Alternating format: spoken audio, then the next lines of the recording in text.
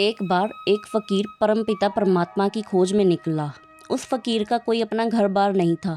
भगवान की खोज करते करते वह एक अनजान गांव में आ गया। रात काफ़ी हो गई थी।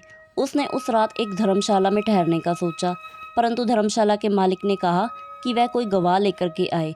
गवाह के बिना वह यहाँ नहीं रह सकता। परंतु उस अनजान गाँव में तो उसे कोई भी नहीं जानता था। वह कहाँ से गवाह लेकर के आता, इसलिए उसे निराश होकर वहाँ से लौटना पड़ा। वह एक पेड़ की झाड़ के नीचे सोने के लिए जा रहा था कि तभी वहाँ से उसे एक आदमी गुजरता दिखाई दिया। उस फ़कीर ने उस आदमी से कहा कि मैं इस गांव में अभी अभी आया हूँ, यहाँ मैं किसी को भी नहीं जानता, मुझे आपकी कुछ सहायता चाहिए।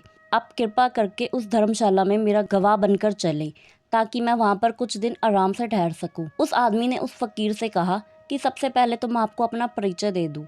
मैं एक चोर हूँ और रात को अपना काम करने के लिए निकला हूँ। अब आप खुद ही सोचिए कि मैं आपका गवाह कैसे बन सकता हूँ।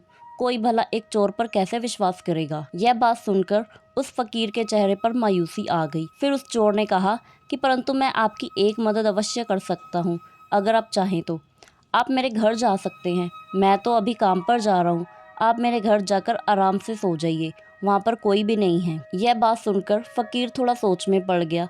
उसने चोर से कहा कि तुम खुद एक चोर होकर मुझे अपने ही घर में ठहरने के लिए कह रहे हो। उस चोर ने कहा कि जो बुरे से बुरा हो सकता है मैं वो काम करता हूँ।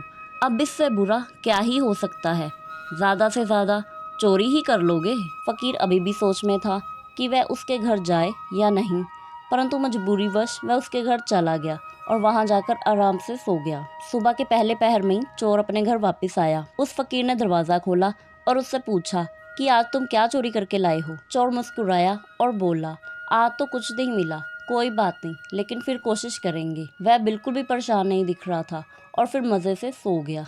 वह फ़कीर उसके घर पर 1 महीने तक रुका। वह चोर फिर दूसरी रात अपने काम पर चला गया और फिर सुबह खाली हाथ लौट आया। ऐसे ही वह रोज रात को गांव में चोरी करने जाता और सुबह खाली हाथ लौट आता। फ़कीर को यह देखकर बहुत हैरानी होती कि वह आदमी एक चोर है, परंतु कुछ भी चोरी करके क्यों नहीं लाता, और कुछ ना मिलने पर परेशान होकर अपना यह बुरा काम भी नहीं छोड़ता, और बल्कि यह कहता है कि कोई बात नहीं, फिर कोशिश करेंगे। अब 1 महीने के बाद वह आदमी उस चोर के घर से चला गया। फिर कई वर्षों के बाद उस फ़कीर को आत्मज्ञान हो गया।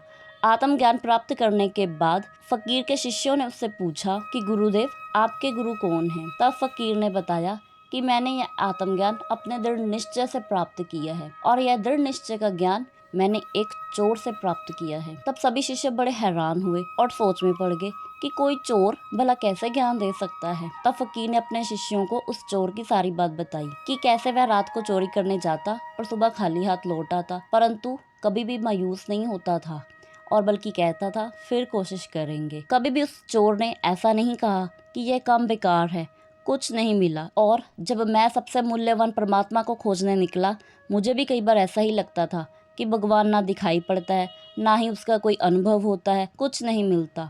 जब जब मेरे मन में ऐसे ख्याल होते, चोर को याद कर लेता कि कैसे एक मामूली सी चीज़ों की चोरी करने वाले का निश्चय इतना पक्का है, और मैं जो कि इतनी परम मूल्यवान चीज़ को ढूंढने निकला हूँ, तो मेरा निश्चय इतने डामाडोल क्यों है। हमारा दृढ़ निश्चय ही हमें सफलता की राह दिखाता है, चाहे हार मिले चाहे जीत। हमारा दृढ़ निश्चय ही हमें अपनी मंजिल तक पहुंचाता है। ऐसी मज़ेदार वीडियोस के लिए वीडियो को लाइक और चैनल को सब्सक्राइब करना बिल्कुल ना भूलें।